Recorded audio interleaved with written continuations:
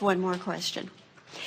You have mentioned in books and CDs that our thoughts about God are so complicated or misunderstood that it would take you forever to straighten us out on that.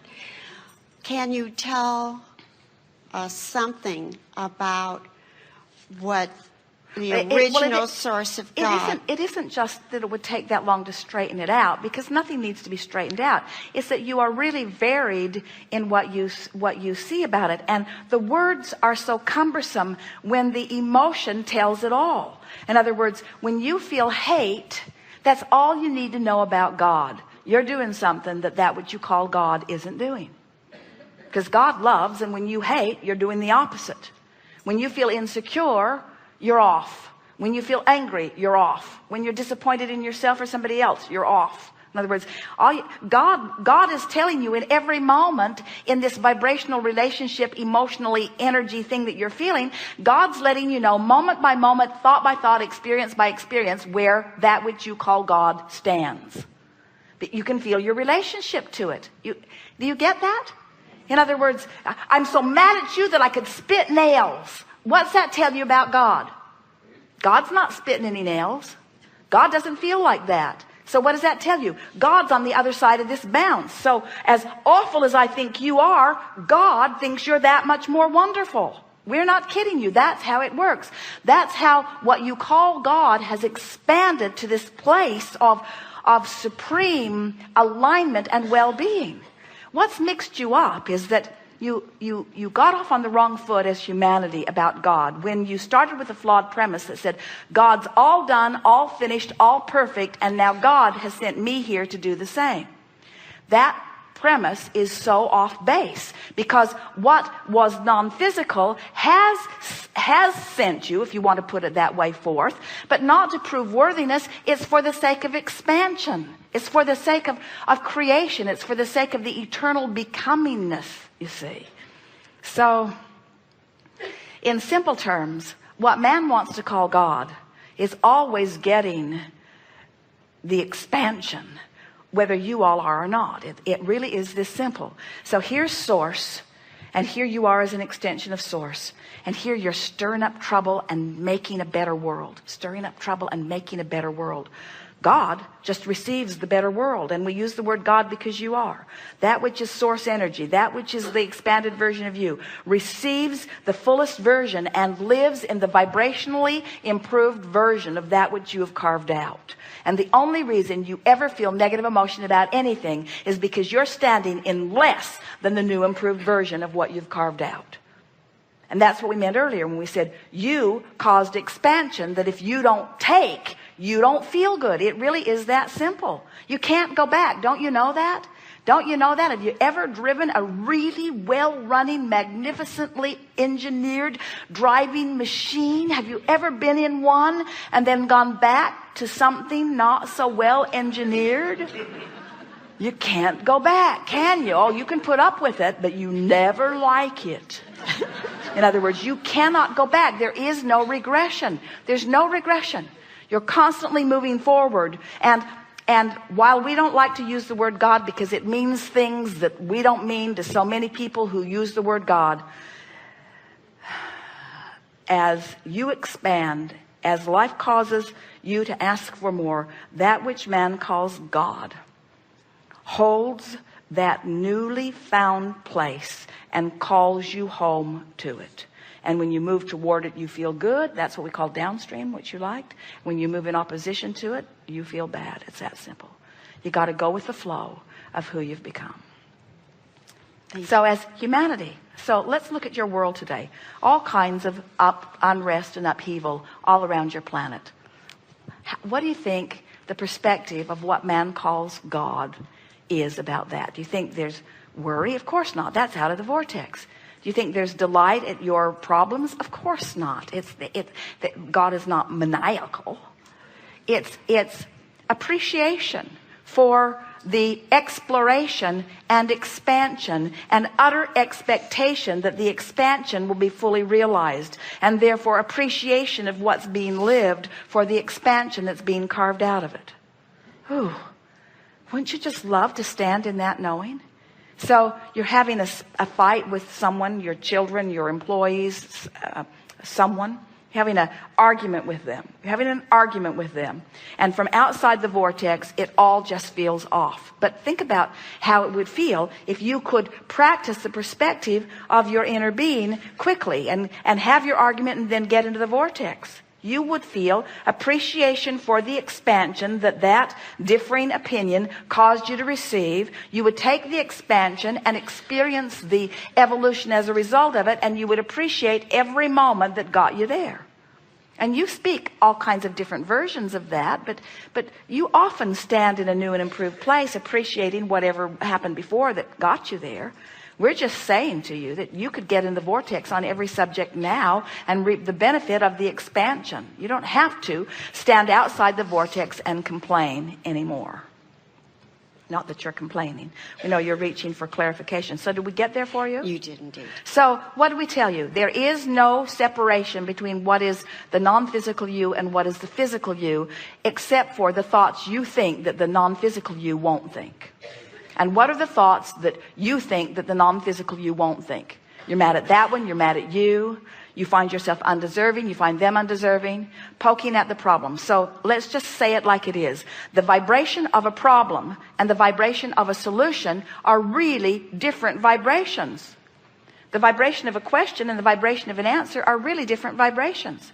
You can't set your radio dial on 6:30 a.m. and hear what's being broadcast on 98.7 FM. The frequencies have to match up. But consider this. The whole time that problem is coming into focus.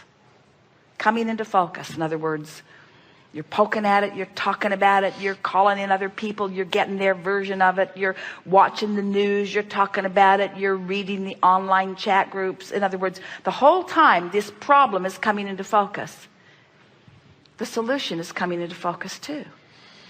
And the source within you is over there reveling in the solution that your problem has created. That's expansion. Don't you love that? So the question that source wants to ask of you is, once you've messed around in the problem sufficiently, why not come over where the solution is and revel with us in the expansion that you have provided?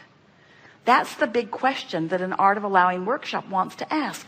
Why so willing to sacrifice joy for the sake of examining the problem further than the advantage will give you? You follow that? So think about, have you ever had an experience, many of you have, in fact all of you have witnessed it in some degree, where things have escalated to the degree that it's coming to blows? Maybe bombs are being dropped, or maybe it's just a fist fight in the parking lot, but it's come to physical action blows. And if you could just push the rewind button a little bit, you realize that if you could have just pulled it back right before it came to blows, that it would have been better, because the blows made a bigger mess than were necessary. So just think in terms of pulling the fists back and not coming to blows. That's a step in the right direction, a step in the downstream direction, a step in the allowing direction.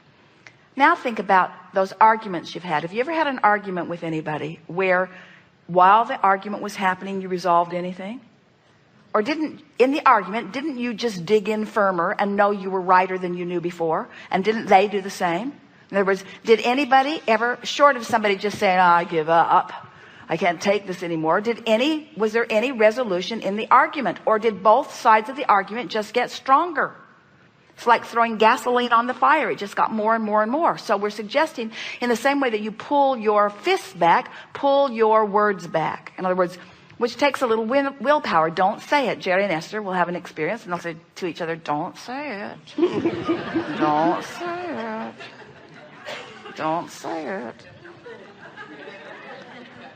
Incredibly wonderful, well-meaning waiter the other night gave them a 20-minute description of the menu, when what they really wanted to do was just talk with their friends. And Esther didn't want to be impolite, but she knew. It was like he described all of these incredible foods, and she knew that they were going to say salmon, salmon, salmon, salmon. She knew that they all knew what they wanted before the man began his rampage of description. And Esther kept thinking to herself, don't say it. Don't say it. And don't bust out laughing either. In other words, just behave yourself here and let it pass. Pulling back the action, pulling back the words that would take it maybe in a direction you don't. And now we are suggesting pull back from the thought. Pull back from the thought. But you can't pull back from a thought. You can't stop thinking the thought. You could restrain yourself. You could restrain yourself maybe. But the concept that we're wanting to give you is once it escalates, pulling back from the fists or pulling back from the words or pulling back from the thoughts, that's hard. That's what makes you say it's work. I'm working to be a better person, you say. And we say you're going about it in a very hard way. If you start in the vortex, if you're in the vortex, if you care about getting into the vortex, then you keep yourself in balance in terms of thought. Then it doesn't escalate to the words, and then it doesn't escalate to the action. Are you getting the sense of what we're talking about? Get into the vortex and then do anything that you have time for. That really is what we're talking about. And we want to emphasize the incredible leverage that you find when you're in the vortex. In other words, we playfully acknowledge that. So you have a bad day and you talk about it with someone and you go to sleep worried about it and you wake up worried about it, because if you go to sleep out of the vortex, you wake up out of the vortex.